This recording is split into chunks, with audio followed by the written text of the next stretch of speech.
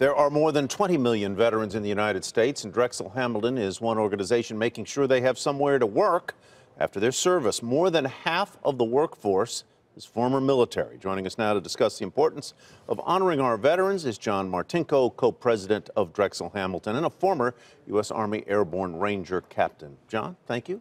Thank you for your service. Yep. Tell us a bit about your company. Not only are half of your employees veterans, your company's veteran-owned. 100% veteran-owned, and really proud of that. And I think it's something that Wall Street should be really proud of. We've worked really hard over the past couple of years to get to that more than 50% employee base being veterans and 100% owned. And it's just something that we're really proud of. Tell me about the veterans whom you hire. Do they have backgrounds in finance, or do you hire them and train them for the jobs that they're going to do, or a little of both? We're more of a bottom-up approach, so we take a lot of folks that have zero experience. A lot of your enlisted and junior military officers, and we have a vet-in program. It used to be like 2 to 3 years. I remember, Don, when you came down to visit us years ago to do one of our first stories to get the word out. But we've really formalized that process now into like an 18-month program, a pipeline formalized, and have mentors and get everybody licensed and networked. Once you let me ask it this way. What are the qualities that veterans bring to the workforce that makes them stand out, even if they don't have the immediate experience in the thing? What is it you find in them as a group? I think integrity. I think veterans are men and women of character.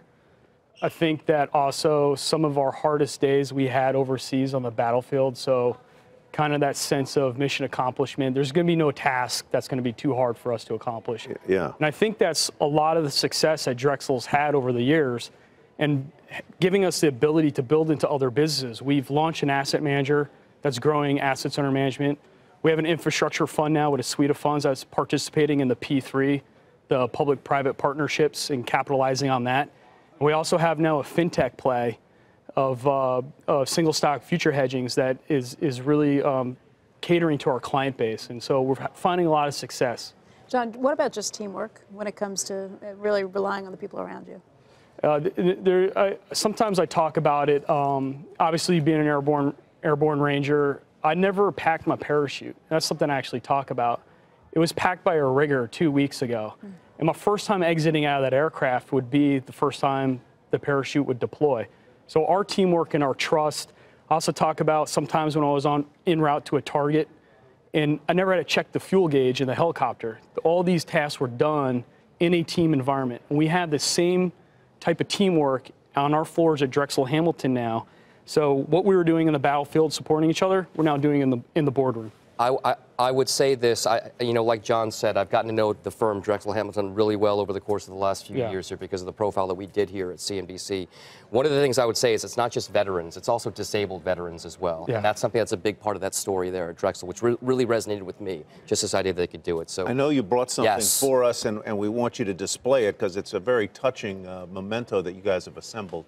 And we So we actually didn't assemble this. The men and women who are on active duty right now serving, and it's the craziest stat, only 1.3 million Americans of our 319 are on active duty. That's less than half of 1%. 0.4% are downrange serving us right now. And there's some fans of yours in Iraq, northern Iraq and Syria right now defending us. And they just wanted you to have this because of all the work that you have done, Dom, and supporting us over the years.